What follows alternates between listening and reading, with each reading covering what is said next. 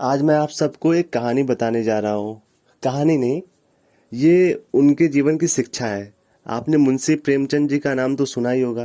प्रसिद्ध उपन्यासकार थे, बढ़िया लेखक थे, कई नाटक भी उन्होंने लिखा है। गबन और गोदान उनकी फेवरेट रचना है, जो प्रसिद्ध है, सभी जिसको जानते हैं। वो असली जीवन में काफ़ी सरल और सादगी भरा जीवन जीते थे। 3-4 किस्सों से आप उनकी सादगी के बारे में समझ जाओगे। उनकी रचनाओं में जो आप देखते हो ना, इथिक्स के बारे में बताते हैं कि कैसे रहना चाहिए समाज को, देश प्रेम के बारे में बताते हैं। वो हमेशा झूठी शान के खिलाफ थे। वो असली जिंदगी में भी बिल्कुल वैसे ही सरल और सादे थे।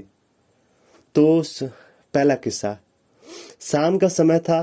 काफी देर इधर उधर भटकने के बाद आखिर चंद्रहासन जी को प्रेमचंद जी का घर मिल गया। ये चंद्रहासन जी थे। केरल से काशी तक का सफर उन्होंने सिर्फ मुंशी प्रेमचंद जी से मिलने के लिए तय किया था। गेट के बाहर आके खड़े हो गए, चिल्लाए, भैया बुलाएं कि कोई है, पर कोई बाहर दिखाई नहीं देता। तो दरवाजे पे आए और झांक के भीतर कमरे में देखा एक आदमी जिसका चेहरा बड़ी बड़ी मूछों में खोया हुआ सा था, फर्श पे बैठ के तन्मय भाव से कुछ लिख रहा था।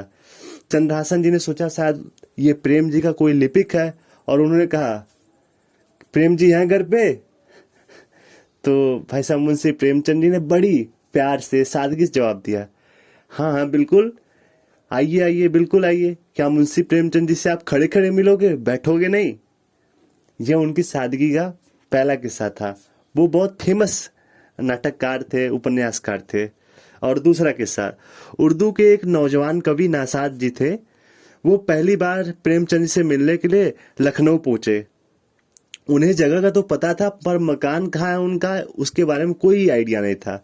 अतः उन्होंने सड़क पे चलते एक आदमी से पूछा, जो एक मटपैली से धोती पहने था और बनियान पहने था। पूछा, आप बतला सकते हो कि मुंशी प्रेमचंद जी कहाँ रहते हैं, किस घर में रहते हैं? उस आदमी ने कहा, जरूर, बिल्कुल। तो वो अपने आगे आगे उनको ले गए। दोनों सीढ़ी चढ़ के ऊपर पहुंचे। पहली मंजिल पर एक बहुत ही खाली खाली कमरे में नासाद को उन्होंने बैठाया और कमरे से बाहर निकला वो, धोती कमरा पहन के। तो उन्होंने कहा, हंस के बोले, आप प्रेमचंद जी से ही बात कर रहे हैं। यह उनकी सादगी का दूसरा किस्सा है। और तीसरे किस्से की बात करते हैं, ये काफी फेमस है। दिल्ली में 1934 में एक दिन साहित्यिक सम्मेलन है। प्रेमचंद जी को कथा गोष्ठी का सभापति बनाया गया है। इस टाइम तक वे अपने फेमस, कहते नहीं, नाटककार साहित्यकार में बहुत ऊंचे लेवल में पहुंच गए, बहुत प्रसिद्ध हो चुके हैं। फिर भी आयोजकों से अपने लिए कोई विशेष सुविधा की मांग नहीं करते। जब वो गए, उन्हें भी मतलब नॉर्मल लोगों की तरह एक बड़े से हाल में एक खटिया दे के उन्हें सुला दिया गया।